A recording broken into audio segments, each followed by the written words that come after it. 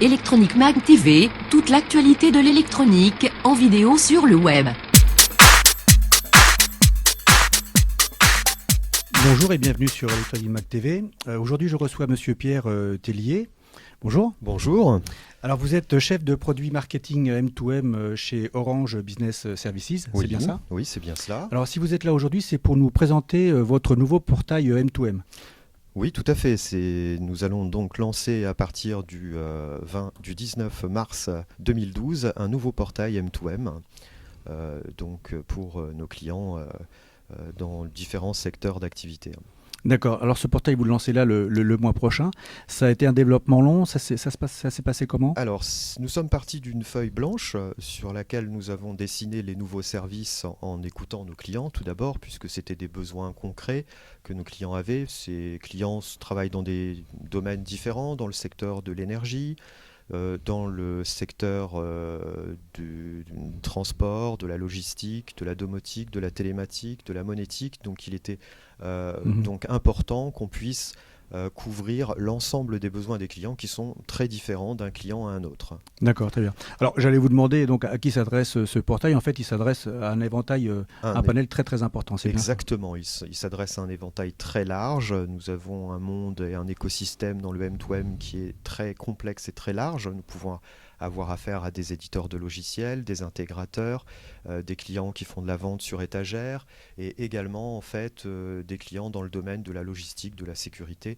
Donc les domaines sont assez divers et variés. D'accord. Alors concrètement, quels sont les avantages de votre portail?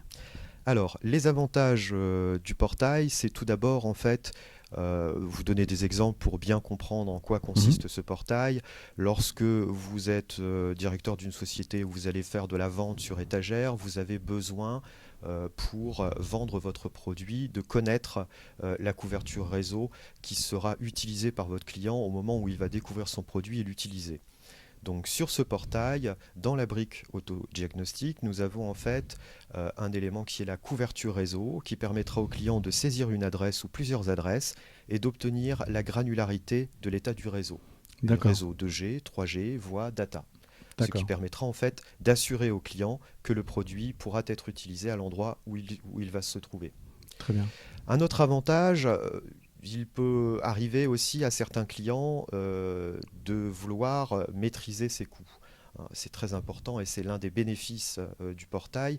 Maîtriser ses coûts, c'est de pouvoir donner la possibilité à nos clients de paramétrer des alarmes sur le trafic qui va être émis sur chaque boîtier. On prend l'exemple d'un gestionnaire de flotte qui va envoyer des camions en international, en Italie, en Roumanie par exemple, et il souhaitera en fait connaître les différents points de livraison de ces camions, mais aussi de savoir si son camion ne va pas en fait émettre du trafic ailleurs que dans les pays qu'il aura définis. Donc nous utiliserons une alarme qui est l'alarme géographie.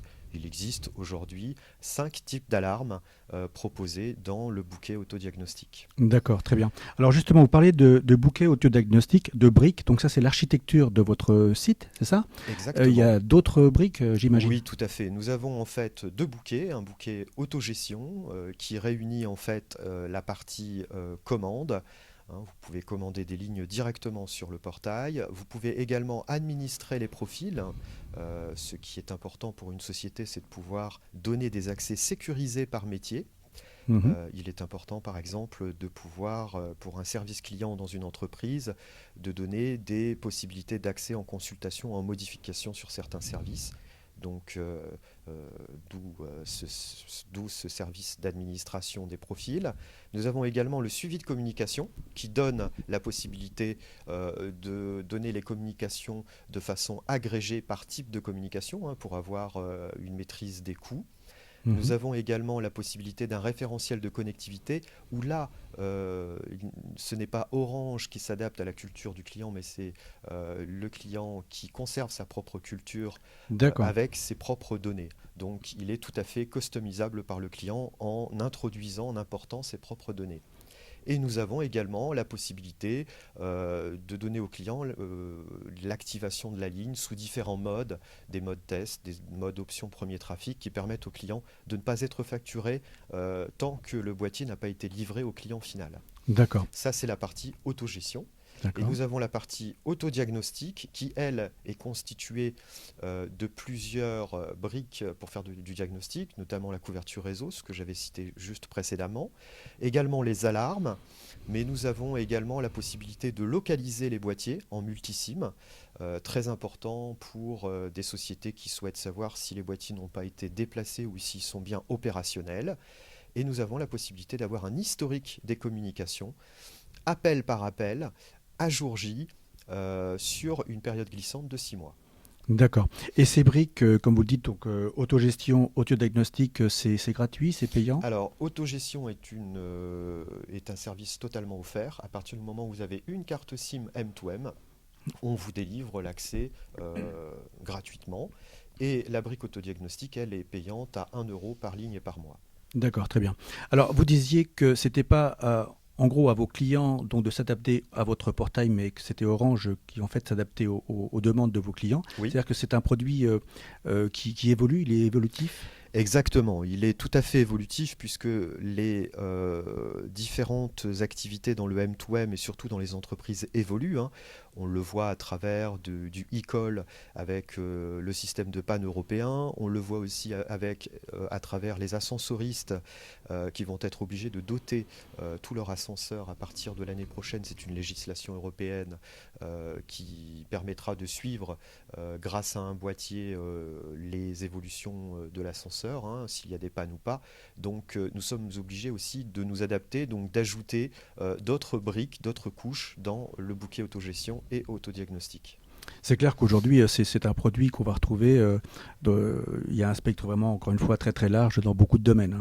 Oui, tout à fait. L'industrie, J'ai l'occasion de dire que même avant le lancement du portail, nous avions mis ce portail en expérimentation pour quelques clients et nous avons eu la surprise qu'au lieu d'avoir 3 clients, nous en avions eu 60 avec 250 000 lignes, donc ce qui est déjà un succès avant même que le lancement commercial se fasse. D'accord, très bien.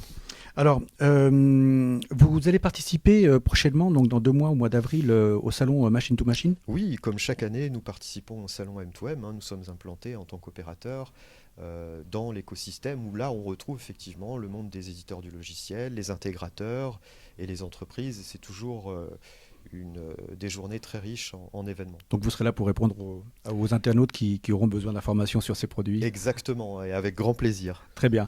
Monsieur Tellier, je vous remercie d'être venu sur notre plateau répondre à nos questions. C'est moi qui vous remercie. Bon, on se reverra donc M2M, nous on y est aussi. D'accord. Voilà. Merci beaucoup. Merci beaucoup. Et je vous dis à bientôt sur Electronic Bike TV.